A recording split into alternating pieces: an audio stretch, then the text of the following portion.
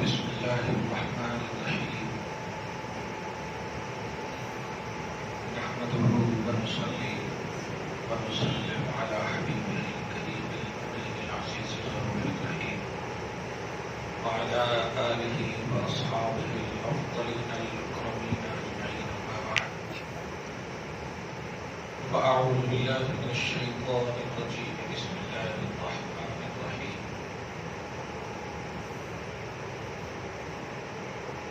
لولا ينهاهم الربانيون والأحبار والقول والإثم وأكل السحت لبئس ما كانوا يصنعون صدق الله العظيم. حصول برکت کے لیے درود شریف پڑھیے. اللهم صل وسلم وبارك على سيدنا وشفيعنا وحبيبنا ومولانا محمد معدن الجود والكرم وآله الكرام من الكريم وآله وأصحابه وبارك وسلم صلی اللہ تعالی علیہ وسلم. سورہ مائدہ سورہ نمبر 5 کی آیت نمبر 62 تک کا درس ہو چکا ہے. گزشتہ درس میں اس عدوان اور صحبت الدین کی تفصیل و توضیح کی گئی تھی. گناہ، ظلم، حرام خوری، ان سب سے بچنا یہ مومنوں کی ایمانی شان ہے. جو نہیں بچتے ہیں یہودی وصف ہے. اللہ ہم مومنوں کی مدد اور حفاظت فرمائے. آیت نمبر 63 میں اللہ پاک فرماتا ہے ربانیون اور احبار، یہودیوں کے علماء اور عیسائیوں کے عالموں کو حبر احبار، جسے آج کی زبان میں پادری کا لفظ بھی بولا جاتا ہے. اللہ پاک فرماتا ہے کہ گناہ کے کام اور حرام خوری سے ان کے پادریوں نے، علماء نے انہیں کیوں نہیں روکا؟ نہ روک کر کے خود بھی اللہ کے عذاب کے مستحق بنے، اور جو یہ کام کر رہے ہیں وہ تو مستحق ہے ہی. اس آیت کریمہ سے دو اہم بات معلوم ہوتی ہے کہ انسان کو اگر برائی سامنے دکھے، نظر آئے، تو چاہیے کہ وہ جس طرح سے بھی ممکن ہو اس برائی کو دور کرنے کی کوشش کرے. ہاتھ سے ممکن ہو تو ہاتھ سے دور کرے، زبان سے ممکن ہو تو زبان سے دور کرے. یہ دونوں بھی ممکن نہ ہو تو کم سے کم اسے برا ضرور جانے کہ یہ برائی ہے. چنانچہ یہودیوں کے علماء کی بھی مذمت کی گئی اور ان لوگوں کی بھی مذمت کی گئی جو گناہ کے اور حرام خوری کے مرتکب تھے. آیت نمبر 63 کا درس ہوا.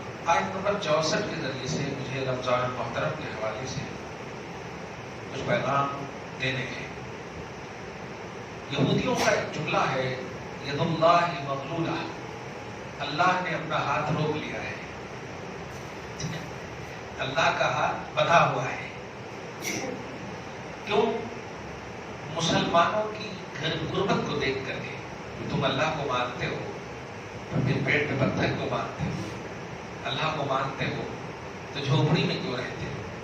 تو مسلمانوں کی یہ ساری چیزیں دیکھ کر کے ان لوگوں نے تانا کے طور پر کہا یہ اللہ تم کو پسند نہیں کرتا. دیکھو ہم نہیں مان کر کے بھی ہمارے کو خوب دے رہا. ہم نے بھی ایمان لائے تو ہمارے کو خوب دے رہا. تم ایمان لائے، فائدہ کیا ہوا؟ غریبی، رزق نہیں ملنا، پریشانی وغیرہ وغیرہ. اللہ پاک نے ایمان والوں کی مدد فرماتے ہوئے آیت کریمہ میں ارشاد فرماتا ہے ید اللہ فوق ید اللہ مغلولہ غلت ایدیہم، ان کے ہاتھ کو اللہ نے باندھ دیا ہے. ان کے پاس جتنے بھی ہیں وہ سب کھا رہے ہیں، پی رہے ہیں، اپنے ہی میں رکھ رہے ہیں. لیکن اے ایمان والو، میں تمہیں جب بھی دیتا ہوں تم تو دوسروں کو دے دیتے ہو. میرے ہاتھ بندھے ہوئے ہیں، چھوڑو. میں تمہیں دیتا ہوں تو تمہاری شان یہ کر دیتا ہوں کہ دوسروں کو دینے لگتے ہو. اور ان کو دیا ہوں تو یہ تو خالی کھانے میں مگن ہے. غلت ایدیہم، ہم نے ان کے ہاتھوں کو باندھ دیا ہے. وَلُعِنُوا بِمَا قَالُوا، اور ان کے کہنے کی وجہ سے ان پر ہمیشہ کی لعنت کرتی ہے. یعنی اللہ اپنے ہاتھ کو باندھے ہوا ہے کہ کتنا بڑا ظلم ہے، اتنی بڑی تہمت ہے. تم جس اللہ پر یہ تہمت لگا رہے ہو اسی اللہ کے حوالے سے تم یہ تصور رکھ رہے ہو کہ تم کو دے رہا ہے. اللہ تعالیٰ مومنوں کے لیے ہاتھ باندھ لیا ہے اور جو نہیں مان رہے ان کے لیے کھول دیا ہے. نہیں سنو، الیداہ مبسوطتان، اللہ کے دونوں ہاتھ کھلے ہوئے ہیں. کیا بات ہے. یہی اسی آیت کریمہ سے مجھے رمضان المحترم کی عظمتوں کو بتا ہے. اللہ کے دونوں ہاتھ کھلے ہوئے ہیں. سوال ہے کن کے لیے کھلے ہوئے ہیں؟ آٹومیٹک جواب ملتا ہے ایمان والوں کے لیے تو بہرحال کھلے ہوئے ہیں. اب ہم ایمان والے اس کے دونوں کھلے ہوئے ہاتھوں سے کیسے نعمت کو لیں گے؟ اور یاد رکھیے گا، جہاں کہیں بھی اللہ کے لیے ہاتھ، پاؤں یا چہرے وغیرہ کا ذکر ہو وہ سب آیات متشابہات ہیں، یعنی اللہ اس کی مراد زیادہ جانتا ہے. کیونکہ ہاتھ پاؤں ہونا یہ جسم و جسمانیات سے تعلق رکھتا ہے، اور اللہ آسمان و زمین کا نور ہے، وہ جسم و جسمانیات سے پاک ہے. اللہ پاک کو جسم مانیں گے تو فنا لازم آئے گا، اور اللہ بھی باقی ہے، اللہ کے لیے ہی بقا ہے. لہذا جہاں کہیں بھی ہاتھ پاؤں وغیرہ کا تذکرہ ہے سمجھ جائیں کہ وہاں پر سے مراد ہاتھ کا تذکرہ ہے تو اس کی حسن تعبیر یہ ہوگی کہ اللہ کی قدرت کا، اللہ کی قدرت، دست قدرت. اسی طرح چہرہ تو اللہ پاک کی ذات، چہرہ رضا الہی، الا ابتغاء وجہ رب الاعلی، اللہ پاک کی رضا مراد ہوتی ہے. پاؤں تو اللہ کی طاقت مراد ہوتی ہے. بہرحال آپ اس کو دیکھیں کہ جب کہا گیا کہ اللہ نے اپنے دونوں ہاتھ کھول دیے ہیں، کتنا اچھا لگ رہا ہے یہ جملہ سن کر کے. رمضان المحترم جب آتا ہے تو یقین جانیے کہ غریبوں کی خوشیوں کی انتہا بڑھ جاتی، انتہا نہیں ہوتی، خوشیاں بڑھ جاتی، بڑھتی ہیں. اور کس سے زیادہ امیدیں ہوتی؟ مالداروں سے.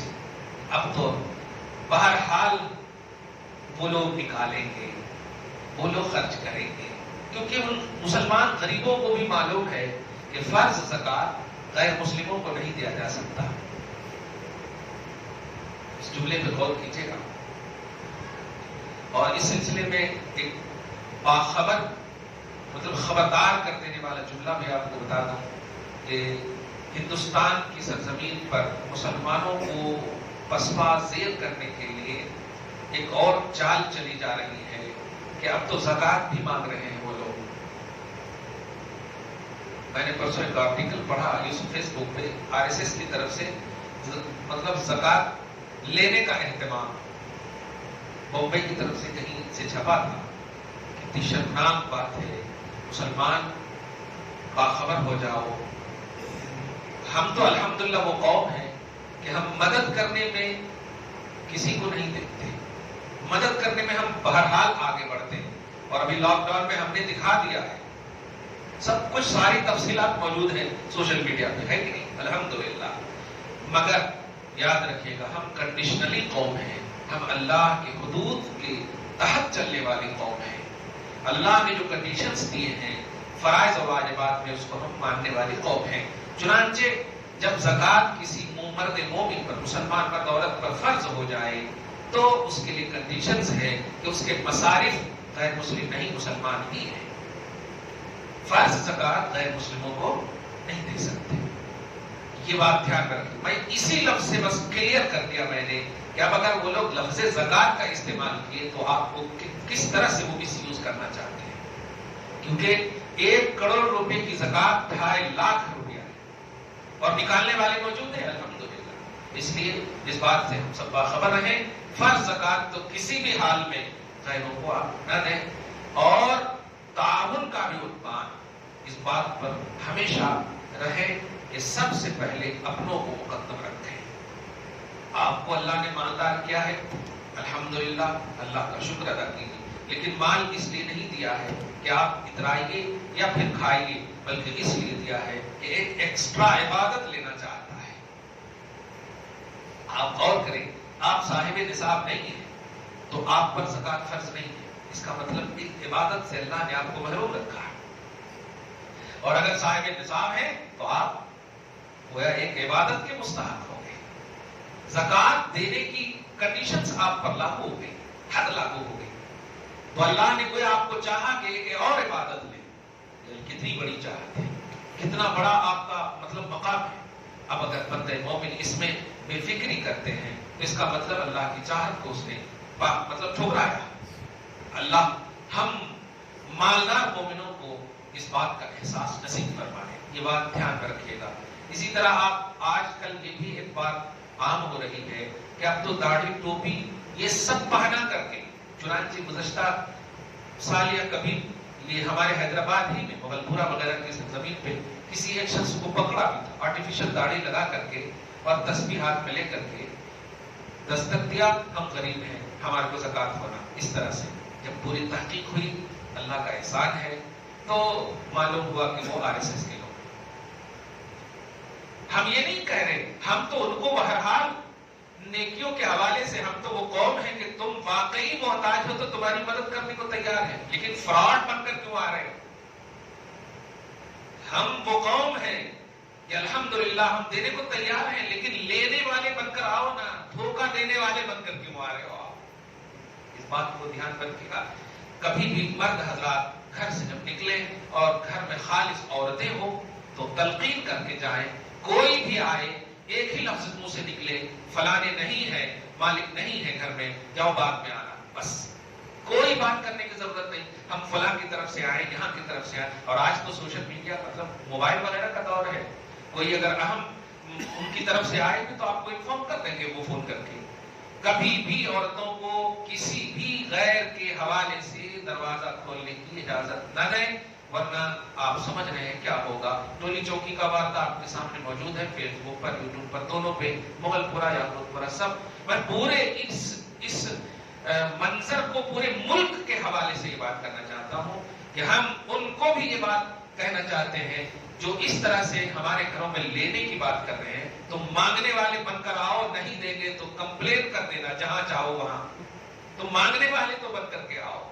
ہم وہ قوم ہیں جو دینے والی قوم ہے. میرا رب کہتا میرا ہاتھ کھلا ہوا ہے. کیا کس کے لیے کھلا ہوا ہے؟ جس کو وہ دیتا ہے اس سے وہ کہتا ہے کہ تو بھی دے دے.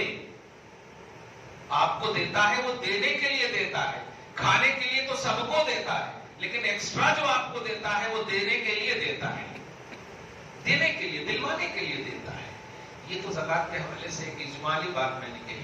ساتھ ہی ساتھ یہ بات بھی کہوں رمضان محترم کے حوالے سے مساجد میں خصوصاً اور مدارس میں, آپ اگر مدارس سے جڑے ہوئے, اسلامی قلعوں سے جڑے ہوئے ہیں تو ان کا دھیان رکھیں.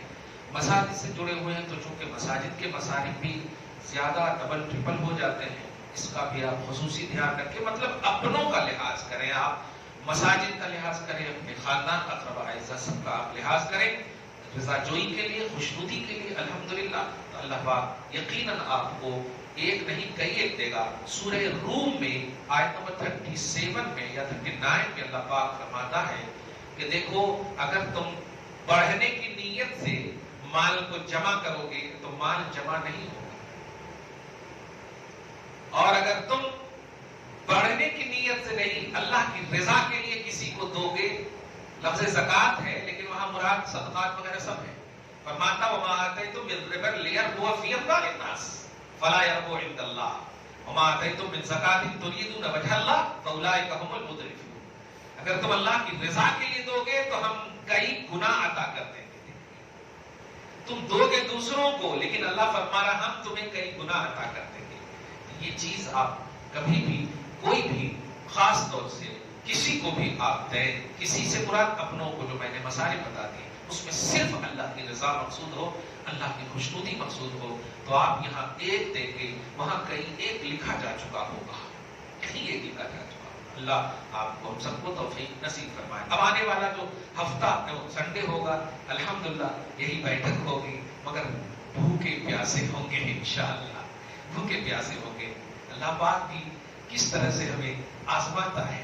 ہم اپنے فریجوں کو بھر کر کے رکھنے والی قوم روزے کی حالت میں تاکنا بھی گوارا نہیں کرتے ہیں, فریج کو دیکھنا بھی گوارا نہیں کرتے ہیں.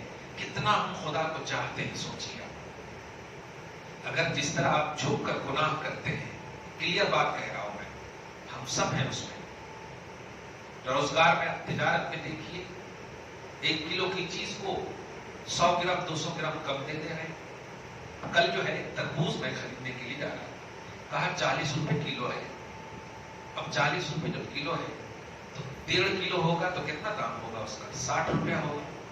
तो 1.5 किलो नहीं था, 4.5 मतलब आधा कम था।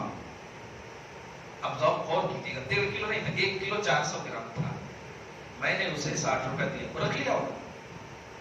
और अफसोसनाक बात यह है कि वो मुसलमान है। मैंने कहा अभी आपने कहा 40 रुपए है, 1.5 किलो तो हुआ नहीं, तब क्या करें? अब कैसे है? जरा सा वास्ते ऐसा कर रहे हैं।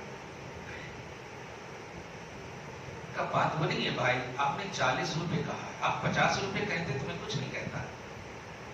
40 रुपए जब कहा तो 1.5 किलो का 60 रुपया होगा ना, 1.5 किलो है नहीं, आप 10 रुपया और ले लो। लेकिन खुदा के वास्ते ऐसा ना करो।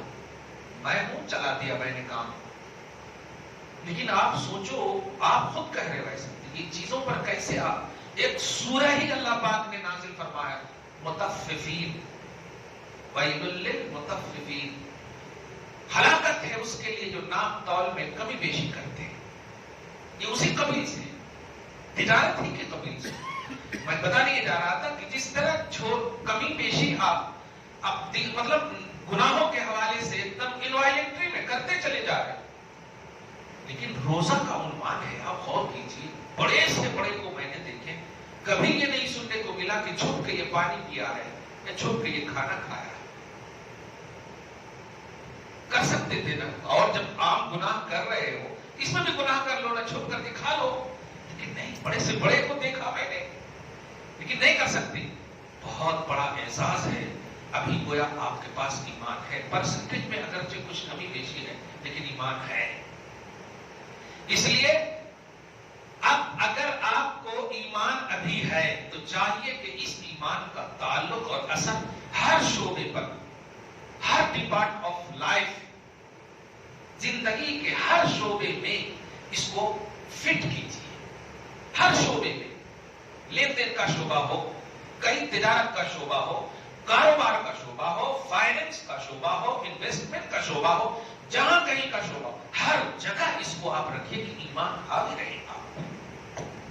अगर ईमान हावी है तब फिर आपका अमल मकबूल है। इसीलिए मैं जो नुक्ता दे रहा हूं, रोजे में आपने करप्शन नहीं किया, गलती नहीं की। अल्लाह पाक ने इसीलिए इसके बदले के हवाले से फरिश्तों को भी नहीं रखा सामने, फरमाया रोजा तुमने खास मेरे लिए रखा है, इसका बदला मैं खुद दूंगा।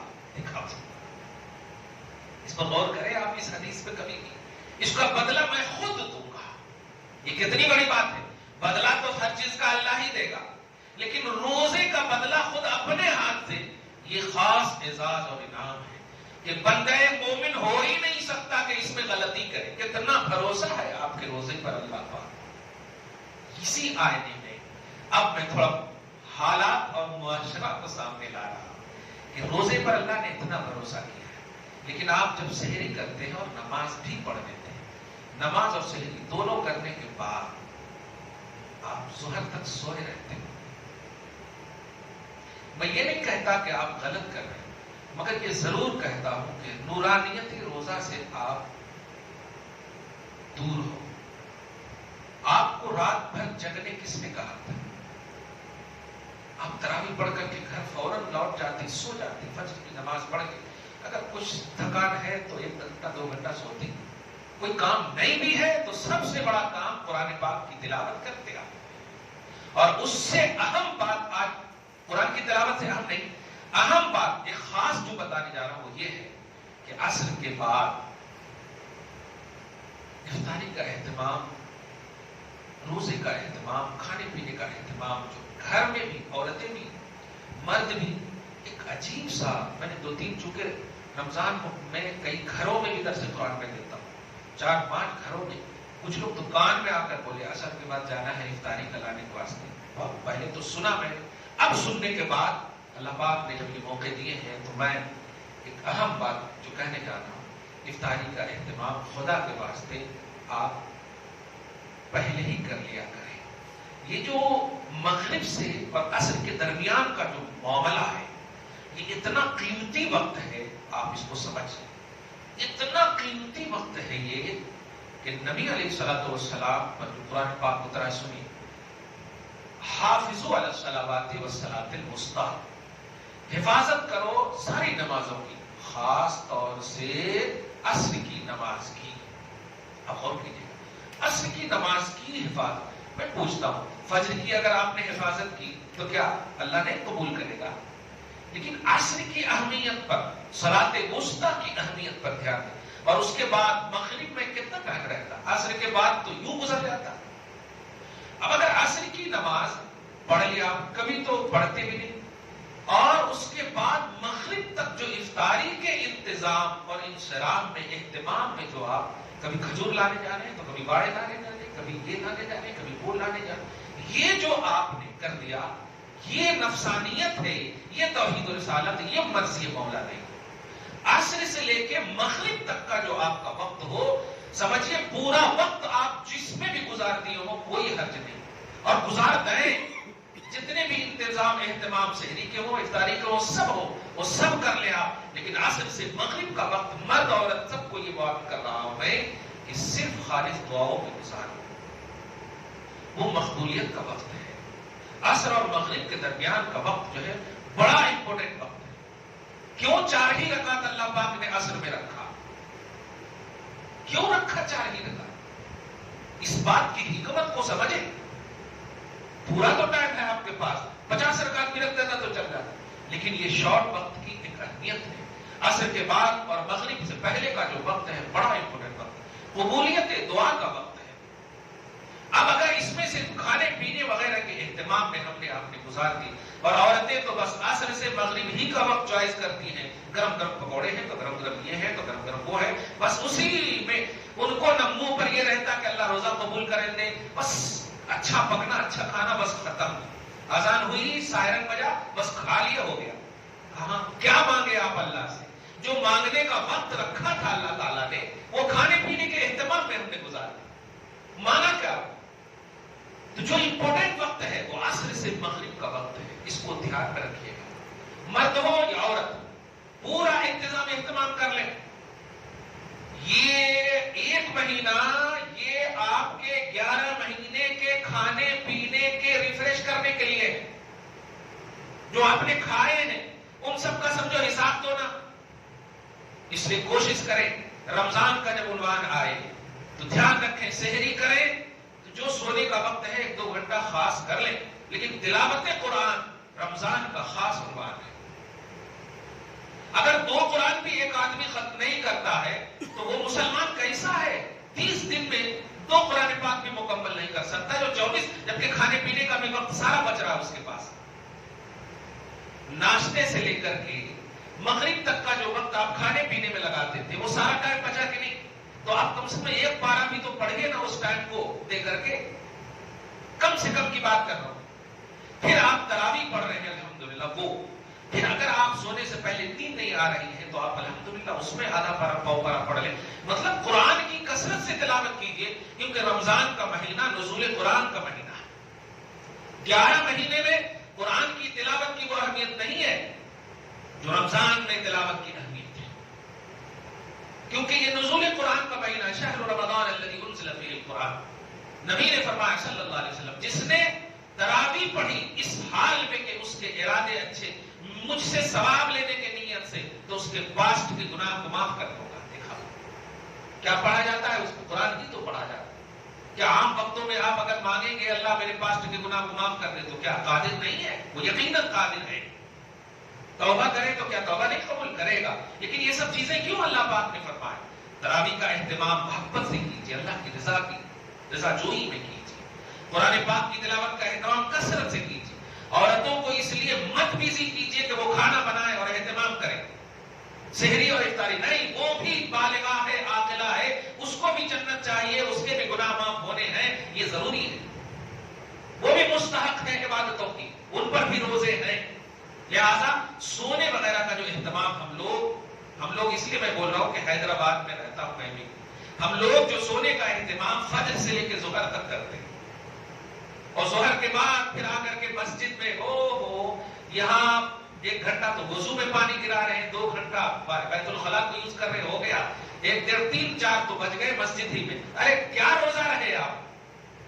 کچھ احساس کرے آپ، اللہ ماں بھوک اسے کہتے ہیں، نہ کھانا اسے کہتے، جانتے ہیں نا مطلب روزہ کا ایک کانسیپٹ یہ بھی ہے، غریبوں کو محسوس کرو جنہیں ہم نے نہیں دیے کھانے پینے کے لیے. ایک کھانے پینے والوں 365 دن تک ایک مہینہ تمہیں حکم دے رہا ہوں کہ دیکھو ذرا احساس کرو کہ تم 12 گھنٹے کھانے پینے کے بغیر نہ رہ سکے اور کتنی مرتبہ وہ اللہ اس طرح کی باتیں کیے، چیخے پکارے. اور جو غریب ایک وقت کھا کر 24 گھنٹے کام کر رہا ہے پھر بھی عبادتیں کر رہا ہے، ان کو یاد کرو. یہ مقصود ہے. آپ بجائے یہ کہ پورے تکیے کے ساتھ سوئے ہوئے تو احساس کہاں رہا؟ حواس قبضے میں رکھو، آپ روزے کی فضیلت اور نورانیت کو حاصل کرو. آپ بھوکے رہ کر کے صرف سوئیں گے آپ تو نورانیت روزہ نہیں ملے گی. آپ اس لیے کوشش کریں کہ بس اتنا سوئے کہ آپ کا جسم تھکے نہیں اور تراویح آرام سے آپ پڑھ سکے. الحمدللہ ایسا نہ ہو کہ امام صاحب جب رکوع میں جائیں تو دوڑتے ہوئے آئے سے نہیں، پورے چستی کے ساتھ تراویح پڑھ سکے آپ، اور پھر فوراً تراویح پڑھ کر کے آپ کھائیں یا جو کھانا پینا ہے آرام کریں، جا کر کے 4 گھنٹہ 5 گھنٹہ جو بھی ہے کریں. تہجد پڑھتے ہیں پڑھیں. آپ پھر فجر کی نماز کے لیے اٹھے، اگر وہاں پر آپ کو 1-2 گھنٹہ اور بھی ناکافی ہوئی ہے رات میں تو وہاں پر 2-3 گھنٹہ سو جائے. کوئی کام نہیں بھی ہے، آپ نہیں بھی جا رہے ہیں آفس وغیرہ، تو کم سے کم سب سے بڑی تجارت کیا کہیے گا، سب سے بڑی نوکری، سب سے بڑے آفیسر کا کام یہی سمجھو کہ ہم کو قرآن پڑھنا ہے. آپ جس طرح اہتمام کرتے ہیں ٹائی لگا کے وہاں جانا یہ جانا، کیا کرتے ہیں آپ جاب میں 29 دن 30 دن کے بعد آپ پیسہ لیتے ہیں بس، تو یہیں کا یہی رہ جاتا. کیا کبھی نوکر بن کر آپ اللہ کی بارگاہ میں قرآن تو پڑھیے کہ اللہ کی بارگاہ سے ہمیں یہ نوکری ہے، اللہ پڑھے گا قرآن پاک، آپ کو دیا اللہ پاک نے، آپ نوکر ہیں. یہ نوکری کا کب آپ، اس لیے قرآن پاک کی کثرت سے تلاوت آپ کیجیے. اگر تلاوت آپ کریں گے تو یہ قرآن آپ کے سینے کو کہ مطلب جو زنگ ہے، زنگ آلود سینہ جسے کینہ کہتے ہیں، اس کو صاف کر دے گا. اس لیے اس رمضان کو آپ انقلاب بنائیے. 3 باتوں کا خاص اہتمام کیجیے. کھانے پینے اللہ نے آپ کو 365 دن دیے ہیں، اللہ کا شکر ادا کیجیے، اور 1 مہینہ تک بھوکے رہ کر کے ان لوگوں کو ضرور یاد کیجیے. ایک بات، جو کہ نہیں کھاتے نہیں پیے ہیں، غربت میں اپنی زندگی کاٹتے ہیں. تیسری بات، زکات، خیر خیرات، تعاون کے معاملے میں اپنوں کو یاد رکھیے، اپنے قریبی کو یاد رکھیے، اپنے مساجد اور اپنے مدارس کو یاد رکھیے، اپنے اقربا اعزہ کو یاد رکھیے. کتنے بڑے بھی مالدار ہوں گے آپ، الحمدللہ آپ کے محلے میں یقیناً بہت موجود ہوں گے، آپ کے اقربا اعزہ میں موجود ہوں گے. باہر سے آنے والے آئے، آپ کا دل اگر کہے، مطمئن ہو، پورا ایک دم ویریفیکیشن کے بعد، پوری تحقیق کے بعد، کیونکہ وہ عبادت ہے، عبادت آپ پوری تحقیق کے بعد کریں. آپ ابھی ذرا شک ہو جائے کہ وضو ٹوٹ گیا ہے، آپ بیٹھو گے مسجد میں، دیکھیں شک وہ چیز ہے، کیونکہ عبادت کا عنوان یہ ہے کہ شک کا نام ہی نہیں ہونا چاہیے. اس تو زکات وغیرہ کا عنوان بھی، نیکیوں کا عنوان بھی پورے یقین کے ساتھ آپ کو ہم کو کرنا ہے. اور ان تمام لوگوں سے باخبر رہیے جو بالکل کیڑے مکوڑے کی طرح آپ کے پاس آ رہے ہیں، آپ کا لباس پہن کر، آپ کی داڑھی رکھ کر کے، آپ کی تسبیح لے کر کے. یہ سب سازشیں ہیں. بالکل ہرگز قدم نہیں بڑھائیے جہاں آپ کو شک اور شبہات ہو. تیسری سب سے امپورٹنٹ بات کہ کسی بھی طرح سے اس رمضان کو ایسا انقلابی رمضان بنائیے کہ اللہ پاک اپنی رحمت کا دروازہ کھول دے. بل یداہ مبسوطتان، اس کے دونوں ہاتھ کشادہ ہے. وہ کشادہ تو رکھے ہوا ہے لیکن ہمارے اندر وہ صلاحیت نہیں ہے. ہم سوئے ہوئے ہیں. فرشتوں کو وہ بھیج دیا ہے کہ جا کر دو عبداللہ کو، عبداللہ تو سویا ہوا ہے. لوٹ کر جب فرشتے جاتے ہیں، دیا کہ نہیں تم نے؟ اے اللہ تو سب جانتا ہے، لیکن کیسے تو؟ میں سویا ہوا اسے دیکھا، میرا نوری قلب تصور یہ گوارا نہیں کیا کہ میں اسے دوں. کہا ٹھیک کیا تم. تو اللہ پاک کشادہ کیے ہوا اپنے ہاتھوں کو. لیکن ہمیں چاہیے یہ رمضان کا ایک ایک سیکنڈ، بے شک آپ کا سونا بھی، ارے آپ کے منہ کی بدبو جو ہے مشک و عنبر سے زیادہ پاکیزہ ہے اللہ کی بارگاہ. یہ بدبو جو پیسٹ نہ کرنے کی وجہ سے ہے، کھانے پینے نہیں کھائیں گے تو مہک ہوتی، تو اللہ پاک کی بارگاہ میں مشک و عنبر سے زیادہ طیب اور پاکیزہ ہے. سوچیں آپ اللہ کی بارگاہ میں اتنے مقبول ہیں کہ آپ اللہ کو چھوڑ کر کے بالکل نیند کی. اس کو اہتمام کریں. گھر میں اینی ٹائم اگر سب سوئے رہے، کوئی نہ کوئی قرآن کی تلاوت کرتا رہے. یہ شیڈول بنا لیجیے کہ ظہر کے بعد یہ لوگ کریں گے تلاوت, یہ لوگ جب کریں گے تو دوسرے کریں گے. اس طرح سے گھر میں جو بچے ہیں, بیوی ہیں, مرد ہیں, عورت, ہر ایک کی مطلب آپ کہیے, ہر ایک کو فکس کیجئے کہ یہ میرا ٹائم ہے, یہاں پر ہم کریں گے. یہ قسم خدا کی رحمت خدا ایک دم موسلا دھار بارش کی طرح نازل ہوگی. دیکھیں گے اپنی آنکھوں سے. میں جب بول رہا ہوں تو لطف آ رہا ہے کہ گھر کا ہر فرد جب اس طرح سے اگر کر لے, نماز پڑھے گا. دیکھو عورت کو کہہ دیجیے ظہر سے لے کے عصر تک تم کو تلاوت کرنی ہے, عصر سے مغرب تک میں تلاوت کروں, تاکہ تم کچھ کام جو ہے چھوٹا موٹا وہ آپ کام کر لو. جس گھر میں ایسی تلاوت ہوگی کیا کہنا. جانتے ہیں مرتبہ حضرت ابوبکر صدیق ہیں رضی اللہ تعالیٰ عنہ, ان کے گھر میں تلاوت قرآن کی آواز آنے لگی. وہ پریشان ہو گئے, گھر میں تو کوئی نہیں, گھر میں کوئی نہیں.